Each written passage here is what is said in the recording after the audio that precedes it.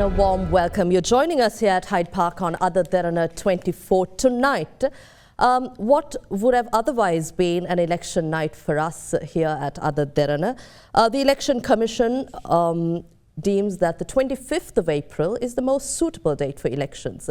However, we thought of talking about the aspirations of the young politicians in Sri Lanka, the youth aspirations of each political parties. We've managed to invite members of the UNP, the SLPP, the SJB as well as the JJB. We extended an invitation to the SLFP too. However, they were unable to nominate a young political representative to join us tonight. Let me introduce our panelists tonight. Rehan Jayavikrama, Vice Chairman of the Samagi Jana Balawegaya Youth. A very warm welcome to you. Thank you. And we have with us Chaturanga Abesinghe, Executive Committee Member of the JJB. Warm welcome to you. And Milinda Rajapaksa, Executive Committee Member of the SLPP Youth. A warm welcome. Dinuk Kolambage, UNP Working Committee Member. A warm welcome to you. Thanks. As I said, this would have been an election night, 9th of March 2023, the local government elections. However, due to various reasons, the elections were not held. And here we are talking to you tonight. I'd like to ask all of you, let's keep your political affiliations aside. What are your aspirations for Sri Lanka going forward from crisis to growth? I'd like to start off with Rehan. First of all, thank you for having us on this show. I think the aspirations are quite simple, really. While we realize that there is a need for the IMF package to be successfully delivered to Sri Lanka, we also believe in the people's sovereignty or the people's right to vote, something that is enshrined to them by the constitution of this country. So there are lots of people who say that we as the opposition, just because we want elections, that we are against the IMF program. No, what we want is for both of these things to happen concurrently. And if you look at the fact that even though the IMF will give us money, we need very strict and stringent fiscal policy going ahead. And I believe that has to come from a mandated government. Now, how that mandate is selected and how that mandate should be applied, I don't think rests within any of us here. I think it's clearly mentioned in the Constitution. So the government needs to pay attention to the fact that the IMF is not the only thing we read right now, that we also need elections, which is constitution. Like earlier you said that this is election night. Now that has been postponed till the 25th, I believe. So elections and all other things related to the economy have to happen concurrently. That's what I believe in. Chaturanga? The aspirations for the youth is basically a new country. I think what we had all these years has failed us. Our old generation has failed. They have failed us, and we can't fail our next generation. So we are looking forward for a new political culture as youth. I think everybody is now aware what politics means and what politics should be. And also at the same time, with the crisis, we know that the country never reached its full potential. So we need to move into an economy that creates wealth, it creates production that can win the world. So we have to be part of the integral part of the global economy. So the aspirations for youth is quite simple. We need a new political culture that's also underpinned by a good fairness in law, and also a prosperous country that we need to change the economic policies we have followed so far and move into a new era of Sri Lanka. Actually, it's a new country after last year's 9th. People have changed, people are ready to fight, people have realized the power of the people beyond even executive presidency. So I think the aspirations for youth is very clear, and youth is willing to fight for it. Mirinda? My aspirations, Indeewari, has not changed with the politics or the current situations. It has been always realizing anyone's dream, any young person, any child's dream, regardless where they are coming from, regardless their ethnicity, regardless their race, regardless their religion, regardless their sexuality. So you can achieve the dreams you have. That is the aspiration I always had. And I also think this country, it's a fantastic nation. For over the decades, it has delivered many things. My father was a farmer. My mother was a very simple government worker. But this country has given me free education, free health, subsidized transport system to university education to everything else. Because of that, I have been able to achieve certain dreams I had. But I don't know whether I can achieve my dreams with full potential. You know, that is where the challenge is. So this country has passed many of us, but this, to certain extent, we are a massive middle class now.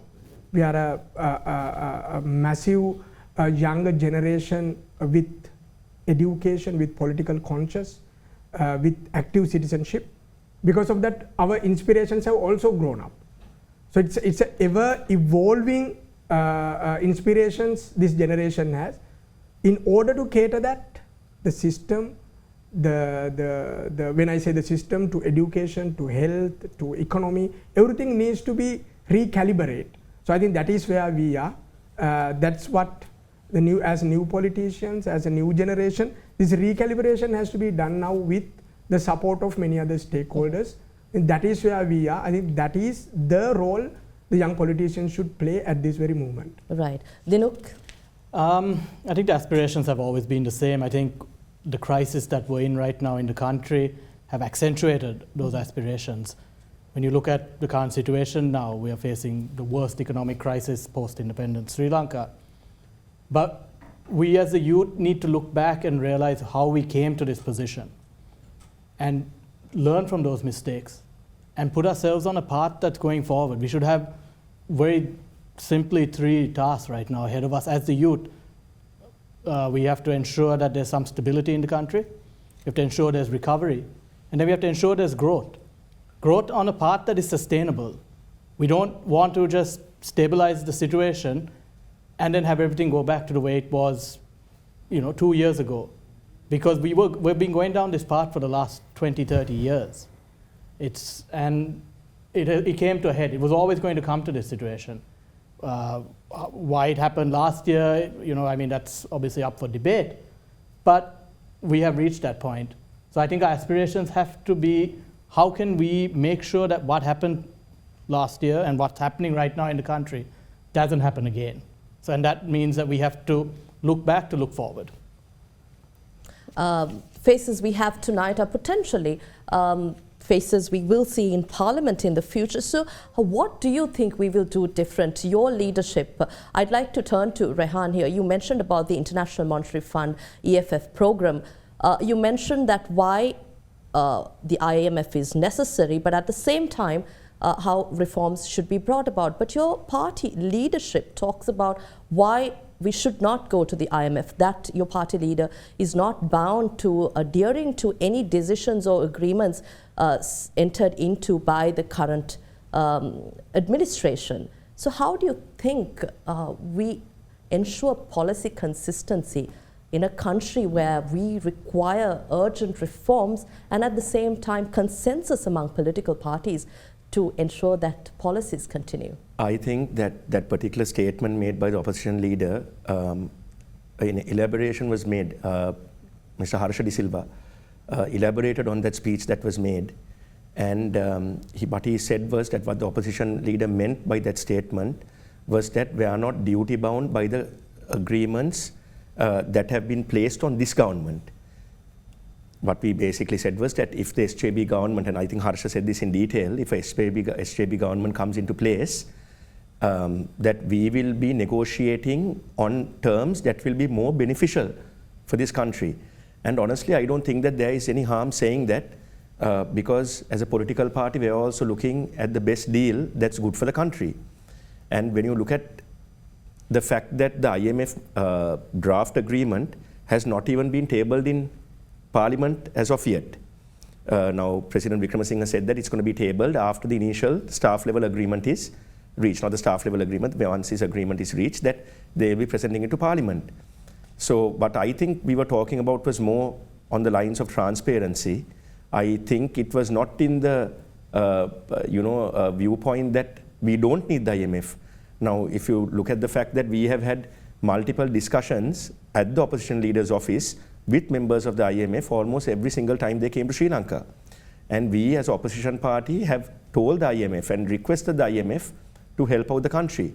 We have also offered the expertise, even though we are in the opposition, to the Committee of Public Finance. We had nominated Mr. Harsha De Silva. So those are all steps that traditional opposition parties have not taken, where we have to pull Sri Lanka out of this crisis. We have said that we can't really agree with all the policy decisions that this government makes, but for anything productive that we will offer the service of our members. And I think as an opposition party, we have done that constructively. Dinuk, you might have something to add to this. I'd like to ask you, the International Monetary Fund staff level agreement, and there is concern and questions yet from the opposition why the staff level agreement was not tabled in Parliament. But at the same time, what are these reforms that is your party leadership and the executive of the country looking at these seriously, that the opposition and other parties are raising concerns about potentially harmful agreements entered into with the IMF?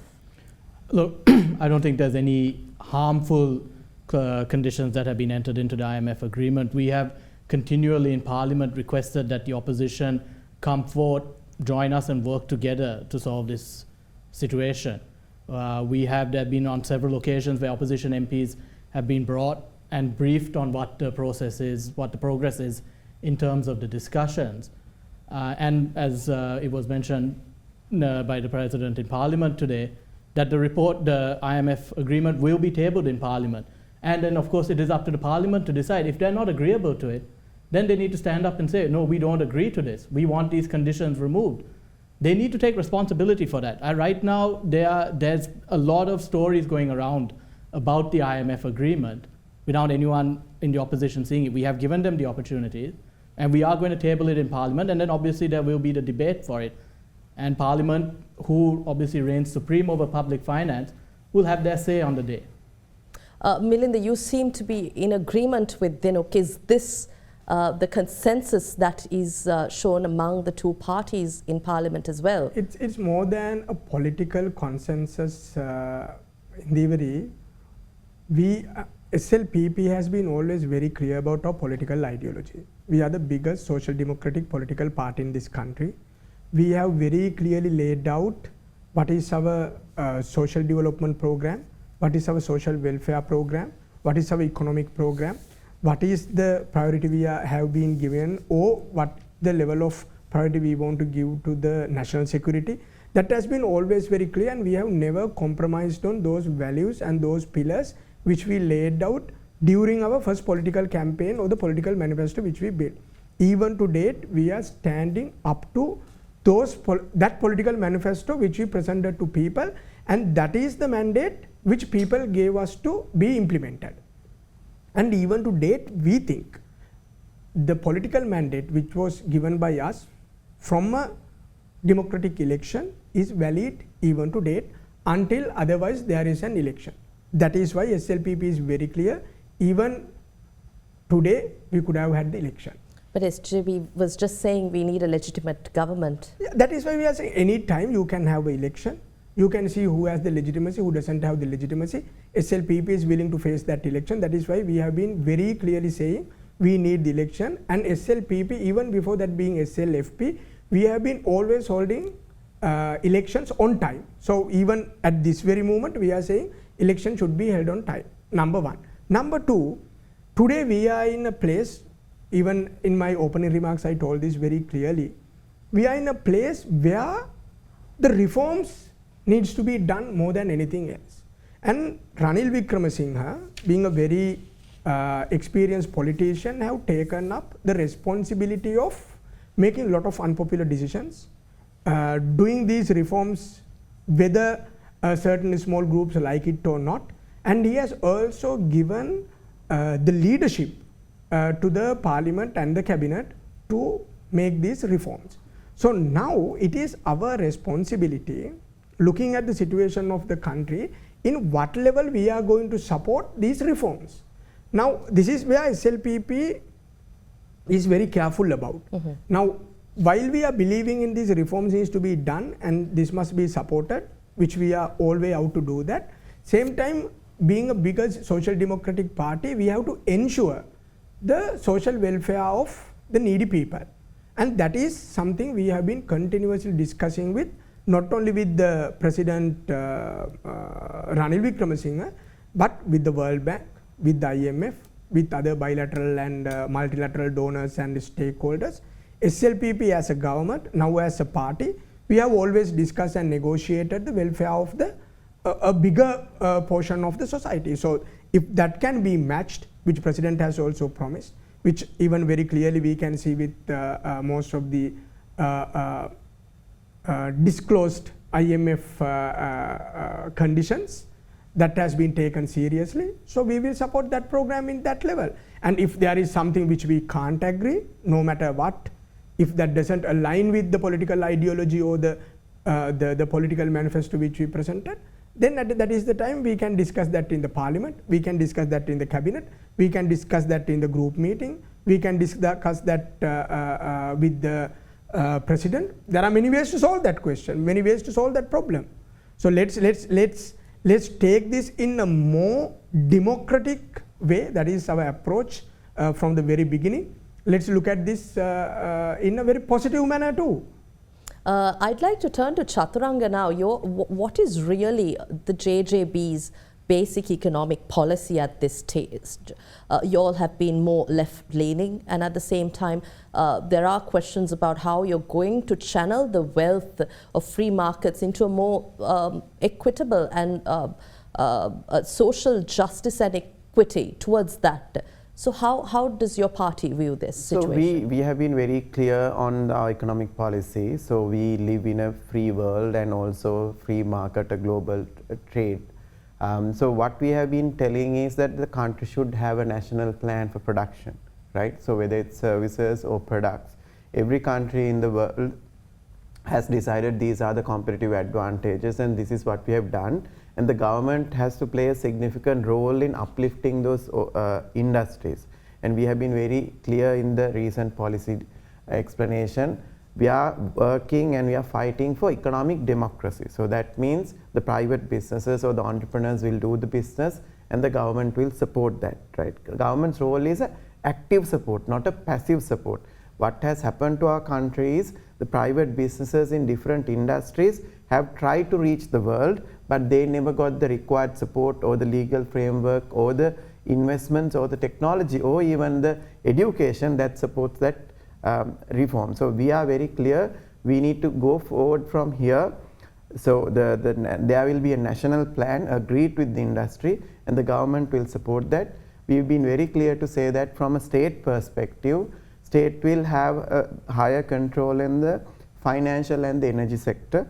Everything else we need to do what's right for that particular industry. So for us the policy is very clear. It's a democratic process, economic democracy, and also a target driven oriented economic plan that can take us from where we are to the future. So in terms of the economic policy, we have presented it, we have told the business community and also the country how we are going to do it. So there are a few pillars into it. One is the national plan that we would do, then underpinned by a human resource plan, that's the human capital, and an efficient government service and a transparent government service, and also the international trade. So how do you win a bigger part of the globe and become an integral part of the global economy? So with those 4 pillars, we have presented our economic policy to go forward with. Your parties, you mentioned about power and energy, essential services in the country, but what of the state-owned enterprise restructuring effort? This is a key reform process that President Ranil Wickremesinghe has initiated. So how does your party's policies fall in line? So we agree that all the SOEs in the country, most of them are inefficient and all needs to be restructured. So when you say restructure, there are various ways of restructuring. Privatization is one portion of it. So we need to take one by one and provide what's required, that restructure. It can be a human resource restructure, it can be a financial restructure, it can be a strategic directions restructure, or it can be an investment restructure. So we are very clear on the changes that we need to do to the SOEs, but the purpose has to be served. So some of the SOEs are there to improve competition in the market. Some of the SOEs are there to improve the benefits to the people. Some SOEs are there when there is no private investment who is willing to take up. So for us, our current policy is that we need to restructure everything to make it better and efficient. But from a holding perspective, that means the control perspective, we have been very clear, the financial sector and the energy sector, the government should have a higher control on the those two sectors. Everything else we are open to discuss. And Rehan, in terms of state-owned enterprise restructuring, or let's talk about privatization, what is your party's vision here, and how different are your ideologies to the United National Party? Because you broke away from the UNP very recently, but very similar ideologies here. But particularly we are interested to know how you differ in terms of privatization. I think we have made it clear that loss-making enterprises like Sri Lankan Airlines, for example, need to go into privatization. Kabir Hashim, who was very instrumental in getting that sorted out along with Iran Wickramaratne, is also part of the SJB's economic troika. So much like what Chaturanga also elaborated on, we have to look at all these things on an individual basis. Without looking at all these enterprises on an individual basis, we can't say that we are going to privatize everything fully.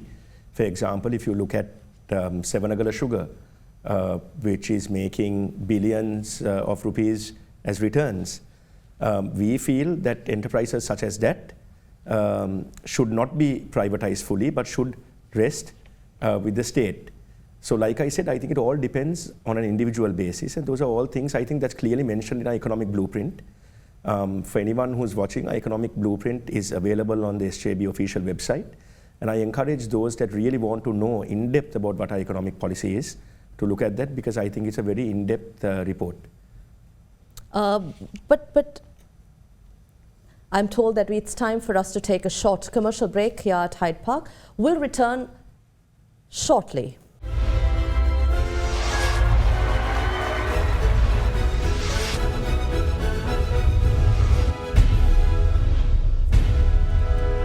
Welcome back. You're joining us here at Hyde Park on AdaDerana 24, and we've invited representatives of the youth representing political parties in Parliament. I'd like to turn to Rehan again. We were talking about state-owned enterprise restructuring, but at the same time, what economic policy here in terms of taxes? We know that Dr. Harsha De Silva, as well as Iran Wickramaratne have been quite vocal about taxes and economic policies. However, you don't seem to have a solution in terms of the current economic crisis and a way out, especially when tax reforms are a prerequisite for the International Monetary Fund deal. So I'm only going to go by what's included in our economic blueprint. So the reason that everyone probably thinks that we're against all these tax raises, but what we're against is unfair tax raises. Or if you look at the way that certain businesses are being taxed, certain individual categories are being taxed, certain people with lower income brackets also being taxed quite heavily, people who earn more than 100,000 rupees being taxed unfairly. So what we basically talk about is a more progressive tax reform. And how do you propose we address these reforms and go about it? The thing is, I am a politician that believes that usually there are areas that I talk about which I'm very good at. There are areas which I avoid talking about, because I think a sign of a good leader is to surround himself with people who know economics. And fortunately or unfortunately, I'm not an economics expert. But I think everything that I think Indeewari you asked is included in an economic blueprint. Mm-hmm. I have read it. There are certain aspects of economics that I don't understand, so I think that I shouldn't answer about things that I don't know about. You come from a corporate background, but at the same time, I'd like to talk to Chaturanga about anti-corruption allegations. We realized that the anti-corruption campaign did not really reap the expectations of the public. But how do you think going forward we can really tackle the question of corruption? Again, IMF talks about this in such a way where this does not benefit individual parties but as a collective to overcome and eliminate corruption in the country. So there's a huge awareness and agreement among all the Sri Lankans that this is a corrupt country. I think we can't ignore it anymore, or we can't deny it, right? So the most of the state funds has been misappropriated and robbed. That is why we are in this bankruptcy also. So when it take to the implementation of the law, what we have seen is the institutes which are supposed to implement this has been politicalized, and also there has been undue political pressure on the process that it needs to take from a investigation to court to an ending a case in a court, right? So what we have seen is it's the leadership that this country, I think across the globe, when corruption is discussed, it happens in two ways. Corruption happens because of power, as well as corruption is ended also because of power. So as a party, we believe if we have the right political power for a non-corrupt party who has zero tolerance for corruption, they can ensure these institutes which are supposed to do this job are done independently, and also facilitate with additional laws that can ensure the things get fast-tracked also. And internationally, where the assets are stolen and hidden, we need to take the global support also to bring these things to light, because in there we have not seen any politician going into courts or going behind bars for corruption. We haven't seen any single the government servant who is part of this corruption going into behind bars. We haven't seen a top level businessman who is part of this cartel going behind bars. So there's a problem to this. So that is why we believe if there's a significant change in political power to a team who has zero tolerance in corruption, can end this, because we have enough laws also. But do you think your party has the maturity to tackle the grave economic fundamentals and the crisis situation that we're faced with? Yeah, so the crisis is created, so we can't first agree that the people who created the crisis over the last two decades is going to fix the crisis with the same reforms, right? Now what we have been very clear is at the inception, now last 6 months to now, we have to do few basic things that has to start from the top. So the country or the people need to be given confidence that the leaders are willing to work, leaders are willing to cut their costs. The government expenditure can be cut down further. The tax reforms are coming for the people, but there is no change that is happening in the governance. And also we have not seen any support to the industry over the last 6 months, and even the industries which we had, like even the egg industry is now going away and we are trying to import. So we are very clear, we do have a plan, we have given that plan publicly, and we are working with various industries what to do next in the short term and the long term. So therefore we are very confident with the people's mandate and a citizens' participation, and driven by the private sector for various industries, that we should take Sri Lanka to next level.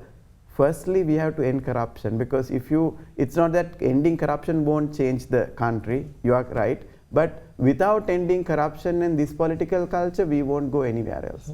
I'd like to turn to Milinda here. The Sri Lanka Podujana Peramuna has been contrast to the liberal political ideologies pushed by the United National Party. But you seem to be aligning well with the UNP's political policies, economic policies.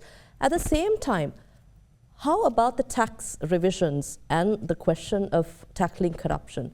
What is your view here? There are two parts to your question. Number one is whether we are political, the ideology wise or the ideologically whether we are aligning with the president or the president's political party. If you really look at the political landscape in Sri Lanka now, I see for a large extent there is a strategic clearance. We are strategically clear when it comes to, now we were talking about political reforms. Everyone agrees that political reforms are needed. And at this very moment, we even in this discussion we talked about SOE reforms. We all are in the same page when it comes to SOE reforms. Then we talks about taxes. More or less we all are in the same page in tax reforms. I think even Dinuk might be in 99% of Dinuk's friends, Dinuk's meeting must be complaining to him saying, brother, what are you doing? And we can't pay this amount of taxes. I mean, we all are suffering from the same situation. So strategically, I think even the corruption, we all are in a very clear understanding where the legal reforms are needed, where the legislative should take necessary actions to tackle the corruptions, whether done by politicians or done by the government officials or done by the private sector or any other stakeholders of the country. But what is important here to understand is that politically, even though we are having different ideologies, NPP must be having a different ideology, SJB might be having a different ideology politically, historically, but at this very moment, when it comes to reforms, when it comes to the changes needed by the country or what people are expecting from the politicians or the political parties, I think more or less everyone is in the same page. So that is one reason why, even though SLPP is not probably not exactly the government, but we are supporting the government and the cabinet and the president most of the times. That is because we all think these reforms are needed and these reforms must be done by someone, somehow. And the political ideology wise, there is no need for us to align with UNP, SJB, or NPP to support what is right. I don't think JVP was never in align with Mahinda Rajapaksa when they supported Mahinda Rajapaksa to be the president. I don't think JVP was in alignment with Maithripala Sirisena's political ideology when they supported Yahapalana government. I don't think we have to be in any political ideological alignment with President Ranil Wickremesinghe to support his reforms which are needed for the country. So I think that is the situation. That is the answer for your first question. And the second question about the tax reforms, which is the probably the most popular topic at the moment to discuss. Well,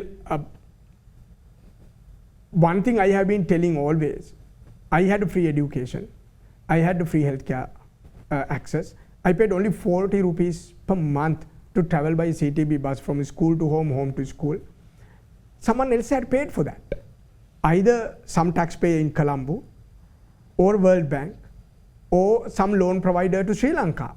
So we have been having this wonderful life for a long time, maintaining this massive government, maintaining this massive welfare system without actually trying to feed the maintenance of this system in a sustainable way. That is why we are in the crisis today.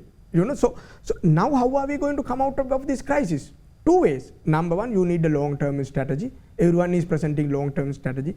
What SJB or NPP or anyone is presenting at the moment is, I don't think anything is new. This is the same discussion this country has been having from 1950s. But now we all know we need a long-term strategy. Same time, it is a dying patient. You need saline, you need the oxygen lifeline. So that is why the president has to make, or president had to make, some unpopular decisions, including these tax reforms. So yes, it's unfair. It's unfair of few people who are paying taxes and everyone else is enjoying it. Even though, as he rightly said, even the people who are earning more than 100,000 are paying taxes. Still, it is only 2.6 million people of the country. Rest are enjoying that tax benefit. So yes, it is unfair for 10% of the people of the country, but we have to come out of this crisis immediately. Then yes, let's see which long-term strategy is going to work. Yes, the situation is dire. There are others who we do not talk about, those who do not fall into this tax bracket. But your party ideology, economic policy is that you invigorate growth with lower taxes. But in today's case, it's different. Of course, the IMF prerequisite, again, we're talking about the IMF. But where does this money go? We talk about higher taxes. There are protests against these taxes. There should be a return for the people at large, or at least there should be welfare for those who are hard hit. Look, I mean, the UNP is not a party, as you rightly said. I mean, no party, I think, likes to throw taxes on anyone. Unfortunately, in the last couple of times we've been in government, I mean, in this case, obviously, it's the president's office, we've inherited an economic crisis. Back in 2015, we had this issue, and this time also, obviously, we have the economic crisis, which means that we need to take the bitter medicine. As of last year, only 450,000 income tax files were open in the country. We, as Melinda rightly said, you know, I mean, we have been a country that for decades we've had subsidized fuel prices, subsidized electricity, free healthcare, free education. I mean, nowhere in the world are we going to get this much for free. But we have to somehow finance it. And on top of that, we got SOEs. I mean, I was reading a report the other day where we still can't actually say exactly how many SOEs are in the country in total. But there's an estimated 4 trillion rupees were lost last year by the SOEs. And at the end of the day, the government has to foot that bill and keep those organizations going, which means that either we can go and cut employment, which, I mean, we do have a public sector that is bloated, and so we have to find a way of reducing it without burdening those people. But either we can take, you know, the extremely unpopular decision and just slash the public sector by 50%, where, of course, then our revenue requirement is a lot less, because I think it's something like 60 to 70% of tax revenue is going towards paying the salaries of the public servants. Or we have to, in the short term, we need to bring in these high taxes and allow us the breathing space to bring in the more long-term reforms, which are, of course, for the SOE sector. I mean, we tried this in 2015. We brought it up to a certain point, but unfortunately, differences between the then president and the UNP government meant that things got stuck and were back there. Now, of course, because of the crisis, we're fairly confident that we can finalize these reforms, liberalize the SOEs, and reduce the burden on the public. At the end of the day, it is the public who is financing these SOEs, which are accounting for, you know, 1-point-something million public servants. So we have to look at, okay, as you rightly said, where is this money in the taxes going? Let's you know, identify that, and then let's take some more hard decisions. I mean, the UNP, we're facing a local government election.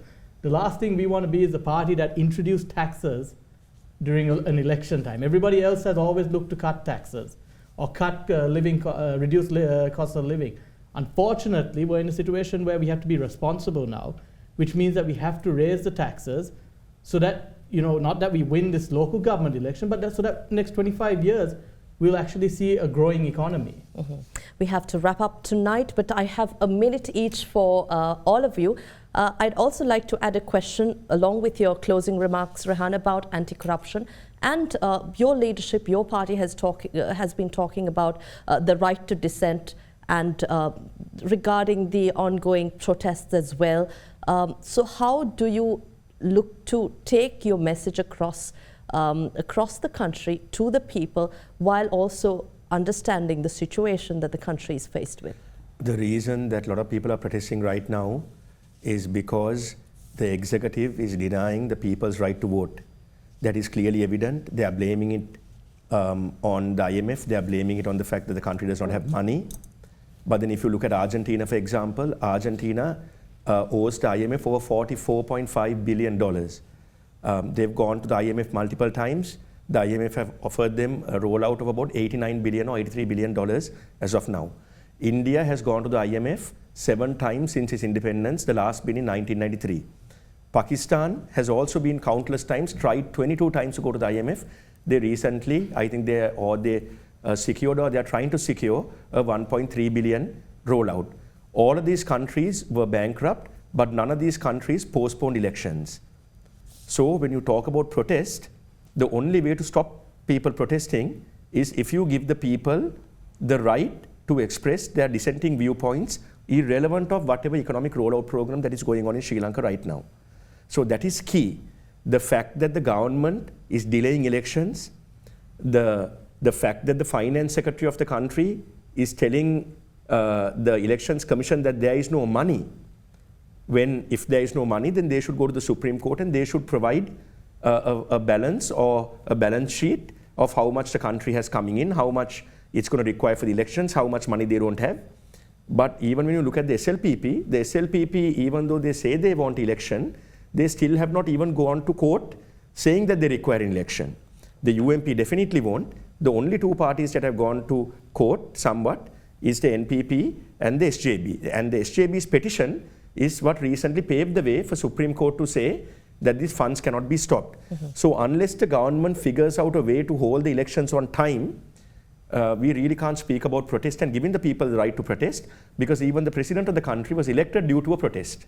Right. Chaturanga, just a minute for your closing remarks. Sure. So we need to first understand what is the problem we are having now, right? Now, after the previous executive presidents was sent out, people reject the current system. They wanted a new political leadership.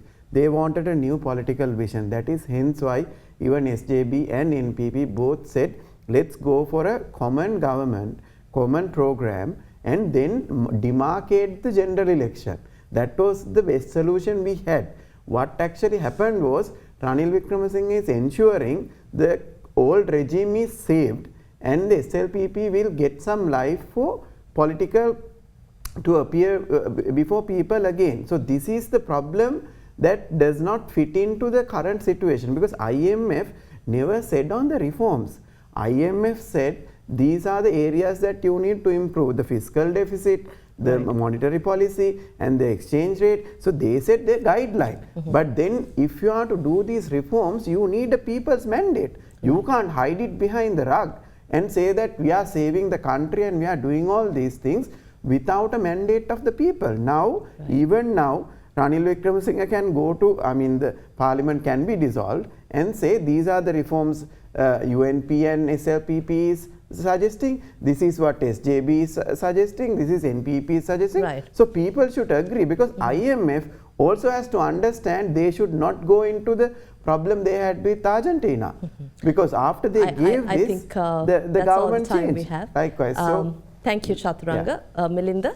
Thank you very much, India and Derana, for bringing young representatives from the political parties.